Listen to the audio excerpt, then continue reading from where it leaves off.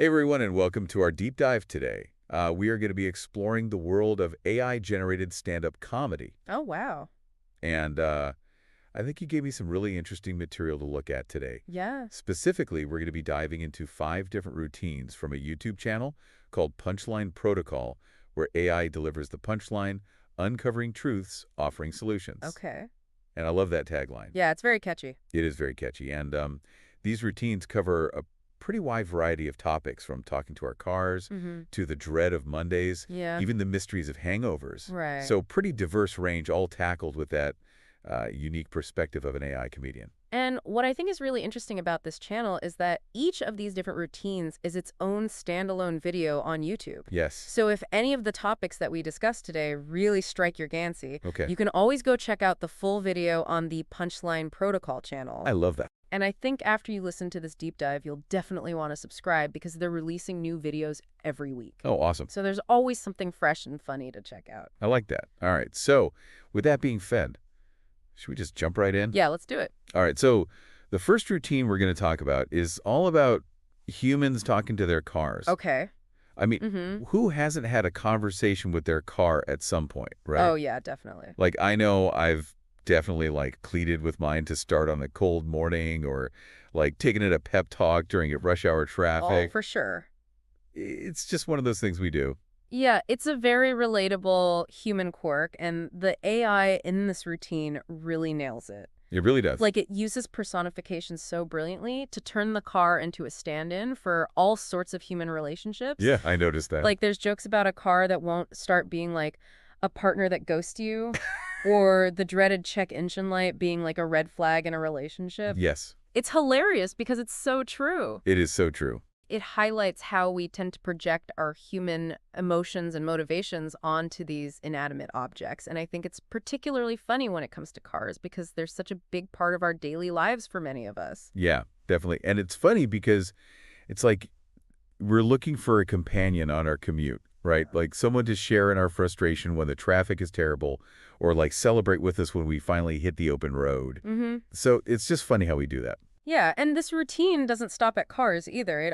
It cleverly transitions into other smart devices in our homes. Okay. Almost like the AL is suggesting that all of these devices are becoming like our new best friends. Or our enemies. Or our worst enemies, yeah. Exactly. Well, because they could be both, right? Be both. But it talks about smart refrigerators. Yeah. It talks about Roombas, even smart toilet. The grand finale. The grand finale, Yes. the smart toilet, which, I mean, come on, is anything sacred anymore? Right. Do we really need a toilet that's like connected to the internet and giving us health advice? Right, and will play us ads in the future. Oh my God, yeah. It even jokes about that. Yeah. Toilets playing ad like, please stand by for a message from our sponsor while you, well, you know. It's great. It's a humorous exaggeration, of course, but I think it speaks to our growing discomfort Yeah. with this idea of advertising and data collection being everywhere, like nothing is sacred anymore. Yeah, I agree. All right, so enough talk about toilets for now.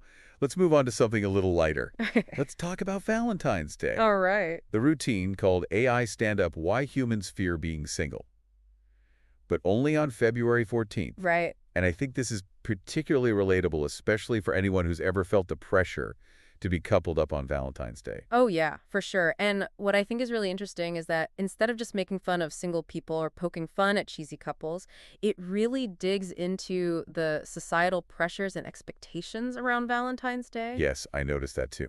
It's not just like surface level jokes. It's actually got some depth to it. It does, and you'll see that the AI is pointing out that we tend to claim to love singlehood for most of the year. Right. But then come February 14th, it's all doom and gloom about dying alone, surrounded by a dozen cats. Exactly. And it's so funny because it's so true. It is. Like, we have this disconnect between what we say we value and how we actually behave. Yes, and it's funny because it's almost like we're all secretly buying into this idea that being single on Valentine's Day is somehow a failure. Right. Which it's not. It's not at all. But that's just how society makes us feel sometimes. Yeah. But one of my favorite parts of this routine is how it tackles that last-minute scramble for dates. Oh, yeah. It compares it to Black Friday, but instead of TVs, we're desperately swiping for a Valentine's Day date. It's a perfect analogy. It It is. captures that sense of frenzy and desperation that can surround the holiday. And then, of course, we can't forget about the social media frenzy,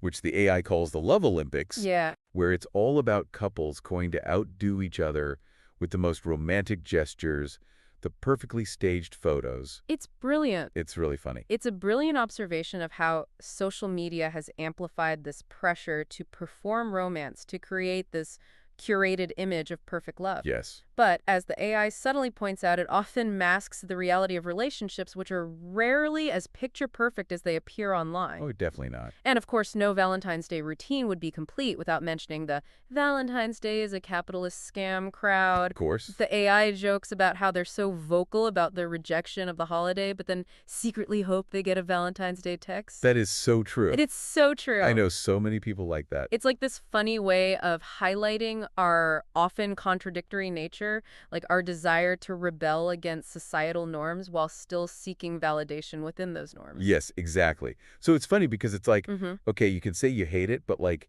you still secretly want to be a part of it. Totally. Right. And the AI solution to all of this Valentine's Day chaos is just let AI plan it all Yes. for perfect, stress-free romance. Exactly. No more bad gifts, no more awkward dinners, just perfectly optimized love delivered straight to your doorstep. Okay. It's a hilarious and very thought-provoking proposition. It is. It raises questions about what role technology should play in our lives. And are we really willing to surrender even our most intimate decisions to algorithms? I mean, could you imagine letting an algorithm dictate your romantic life?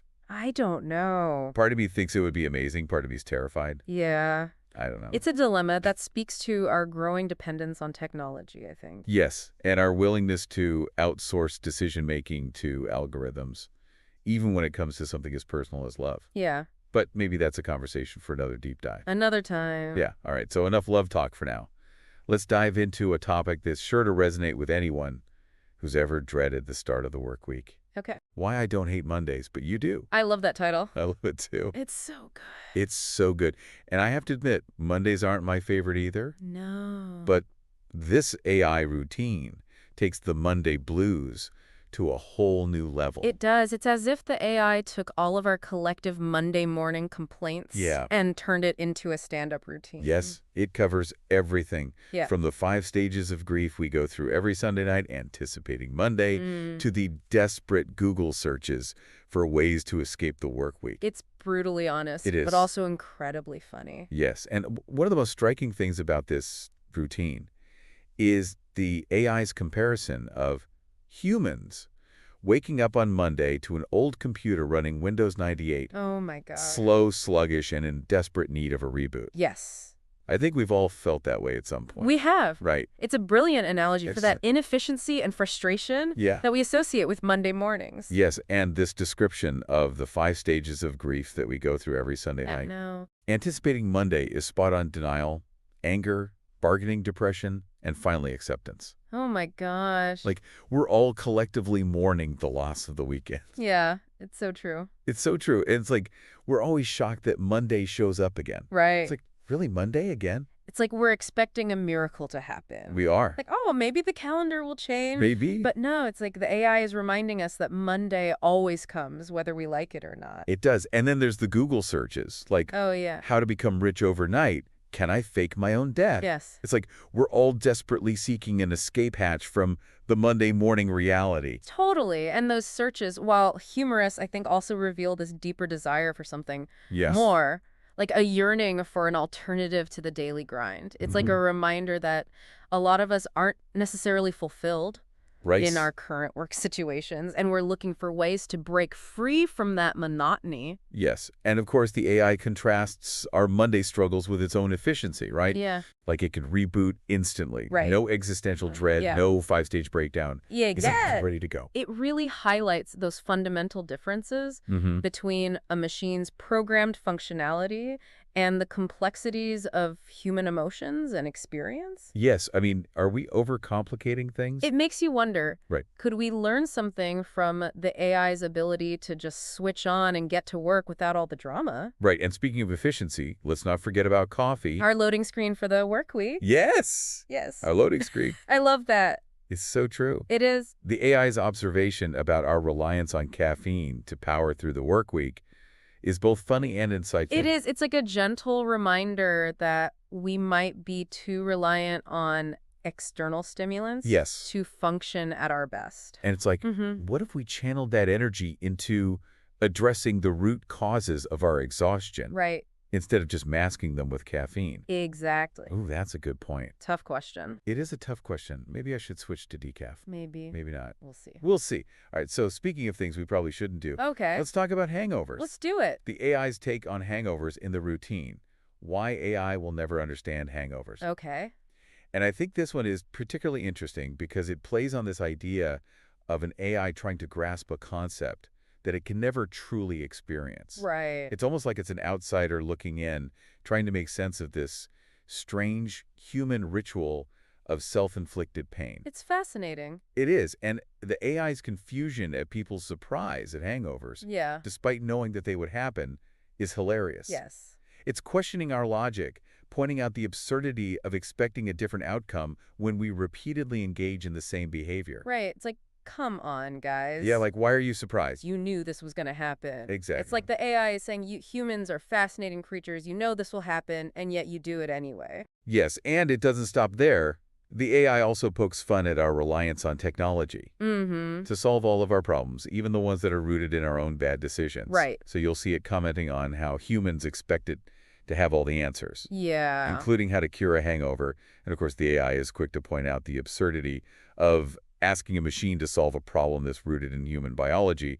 And let's be honest, poor judgment. It's like, what do I Yeah. know? I'm a machine. I don't even have a liver. Exactly. What do I know about the pain of a tequila hangover? Right, and it goes on to dissect our go-to hangover cures Mm-hmm. with this like a mix of amusement and bewilderment. Yeah. From greasy food to questionable home remedies, Right. the AI analyzes our desperate attempts to undo the damage with this detached analytical eye. And I love how it mentions our tendency to Google our hangover symptoms. Oh, yes. As if the internet has the magical cure. Right. Is my headache a brain tumor? Better ask WebMD. Yes, It's a funny observation. it is. But it also speaks to this very human tendency to self-diagnose Yeah. and look for quick fixes online, even when we know that deep down the best cure is probably just time and hydration. Yeah, and of course the AI-generated hangover cures like uninstall alcohol, Yes. rewind time to before you started drinking, download a liver patch.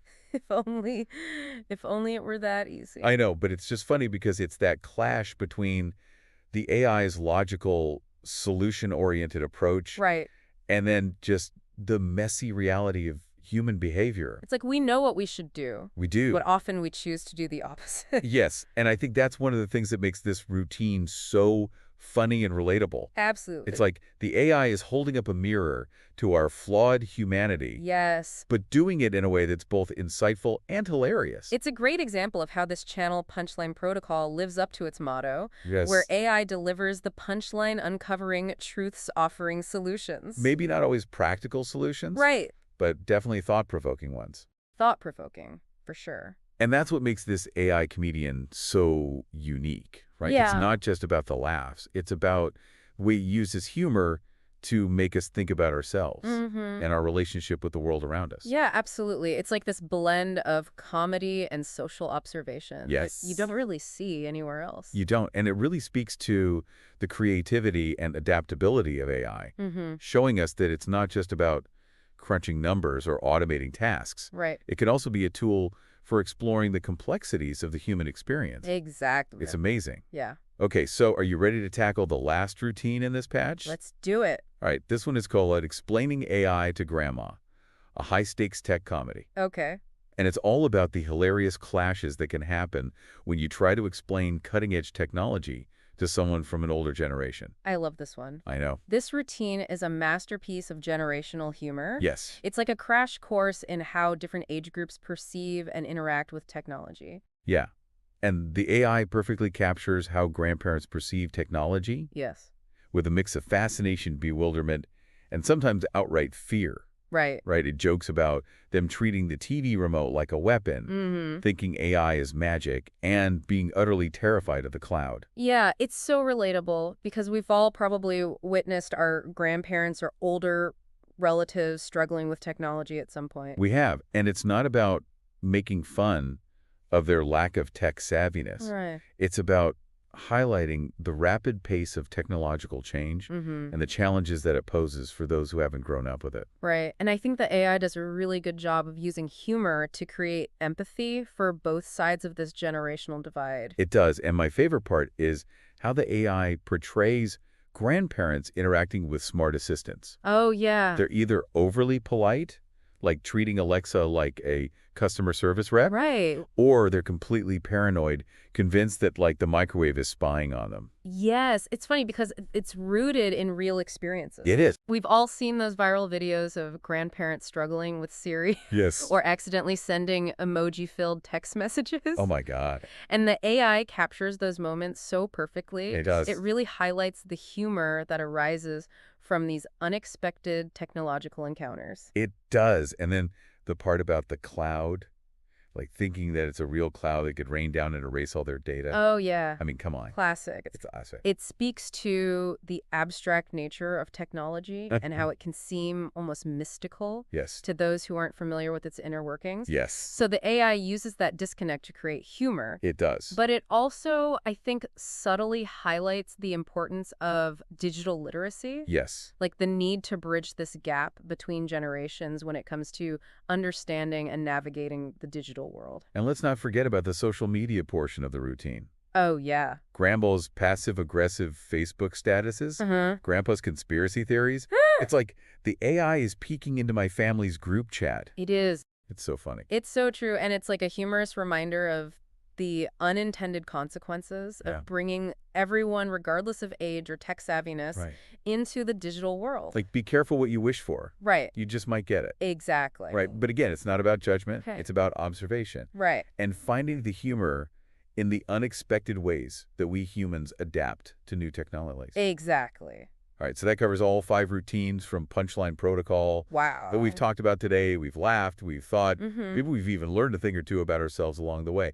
What stands out to you most? Well, I think what's most remarkable is how this AI comedian manages to be both entertaining and insightful. Yes. It's not just telling jokes, it's engaging with these really complex themes about human nature and our evolving relationship with technology. Right. It's using humor as a tool for social commentary, prompting us to reflect on our own behaviors, our anxieties, and even our aspirations.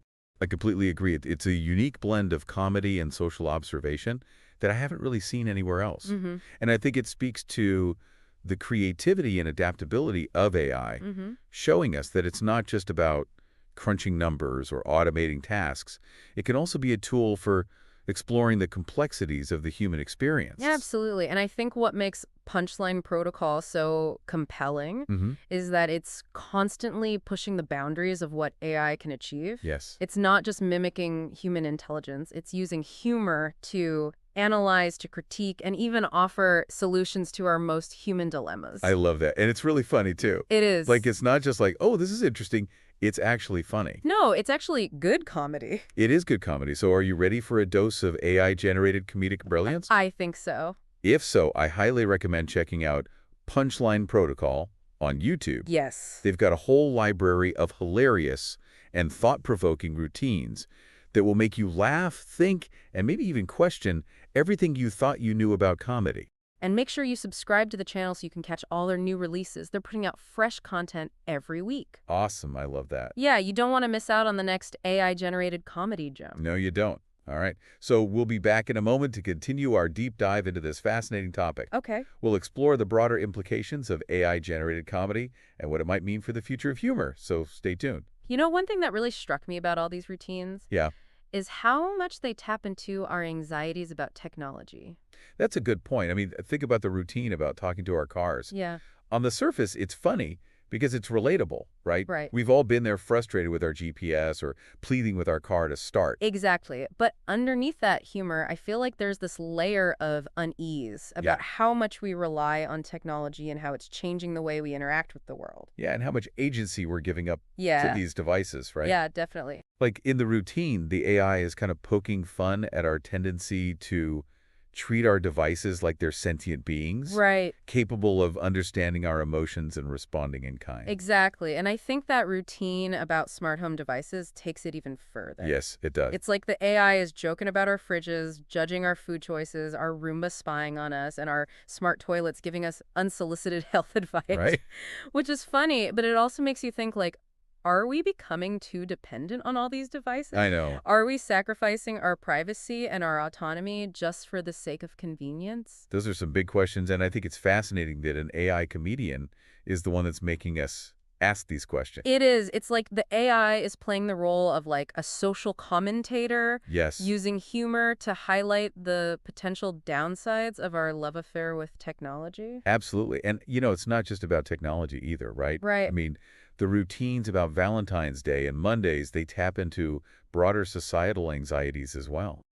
Yeah, it's definitely like that Valentine's Day routine, I think perfectly captures the pressure to perform romance, Yeah, especially on social media. it does. It's like we all caught up in this competition to prove how happy and how in love we are. We are. And the AI's observation about how we tend to idealize singlehood for most of the year, only to freak out about being alone on February 14th. Yes. It's so spot on. It reveals so much about our like conflicting desires for both independence and connection. Yeah, it's like we want to have our cake and eat it too. Right. Which, come to think of it, is kind of the theme of that hangover routine as well. Yeah, you're right. Right. It's like the AI's bewilderment at our self-destructive behavior when it comes to drinking. I know. It's both hilarious and insightful. It is. It's like it's saying, yeah, humans are so strange. This will make you feel terrible, Mhm. but you just keep doing it anyway. We do, and the way it pokes fun at our desperate attempts to find like a quick fix for a hangover, Right. Googling every symptom, trying every wacky home remedy. I mean, it's brilliant. Yeah, it's so Yes, true. it is. It reminds us that technology, for all of its advancements, Right. can't always solve our problems, Especially the ones that we create. especially when they're rooted in our own choices. Right. Like the AI is challenging us to take responsibility for our actions Yeah. and to stop looking for those easy outs. Stop expecting a pill to fix everything. Exactly. Right. And then, of course, there's the routine about explaining AI to grandma. Oh, yeah. Which I think tackles this generational divide in a way that's both humorous and heartwarming. It is. I think it's a perfect example of how humor can help us bridge that gap between different perspectives. Yeah, And kind of find some common ground. absolutely. I mean,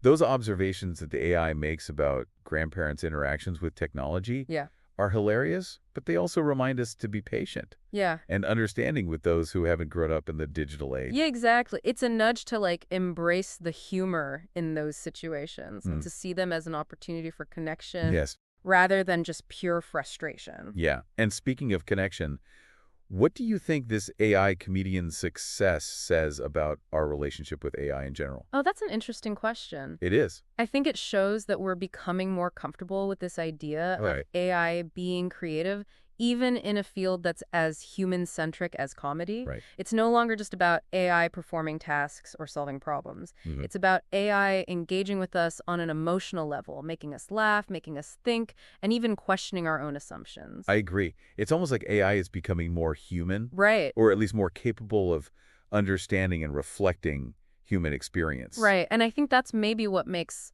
Punchline Protocol so successful. Yeah. It's not just an AI telling jokes, it's an AI that seems to understand us, Mhm. to see the humor in our flaws and our foibles, Yeah. and to offer this fresh perspective on the world that we live in. It's a reminder that AI, when used creatively and thoughtfully, can be a powerful tool for entertainment, for enlightenment, and even, dare I say it, social change. I agree, and who knows, maybe someday we'll look back at these early AI comedians as the pioneers of a whole new genre of humor, Right? one that's both insightful and side-splittingly funny. It's crazy to think that just a few years ago, the idea of an AI comedian would have been considered science fiction. Right. And here we are, like, diving deep into routines created by algorithms that can make us laugh, think, and even squirm in our seats a little. Yeah, I mean, it's really remarkable how quickly this technology has evolved. And what I find even more fascinating is that it's not just about AI mimicking human humor. Right? It's about using humor to explore what it means to be human. Exactly. And I think that's what makes Punchline Protocol so unique.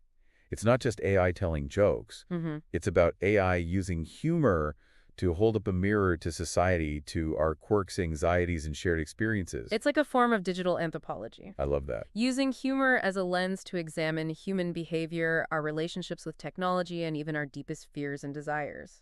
Ooh, that's deep. Okay, so I have to admit I'm a little bit obsessed with this idea Okay. that someday we might see AI comedians like headlining comedy clubs, Oh, wow. competing with human comedians for laughs and applause. I mean, that would be really interesting to see. Wouldn't it? Like, it raises all sorts of questions about the nature of creativity, the future of entertainment, even the evolving relationship between humans and machines. Could you imagine going to a comedy club and not knowing if the person on stage is a human or an AI? That would be wild. Right. And like, how would the audience react? Right. Would they even be able to tell the difference? I know. It's like, That's the question. it is. And it makes you think, like, what would be the measure of success for an AI comedian? Right. Is it about how many laughs they get? Mhm. Is it about how thought-provoking their material is? Right. Or is it about how effectively they can connect with the human audience on an emotional level? Yeah. And I think that speaks to the potential impact that AI could have on the art of comedy. For sure. It's not just about replacing human comedians. Right. It's about expanding the possibilities of what comedy can be. Right, like AI comedians could potentially tap into these vast databases of information, Yeah. analyze cultural trends, personalize their routines to specific audiences Yes. in ways that humans just can't. It's like they could tailor their jokes to each individual person in the audience, creating a truly unique and personalized comedic experience. It's both exciting and a little bit scary to think about. I know, right? But I think it's important to remember that AI, even in the realm of comedy, is still a tool, Yeah, right? It's a tool that can be used for good or for ill, right.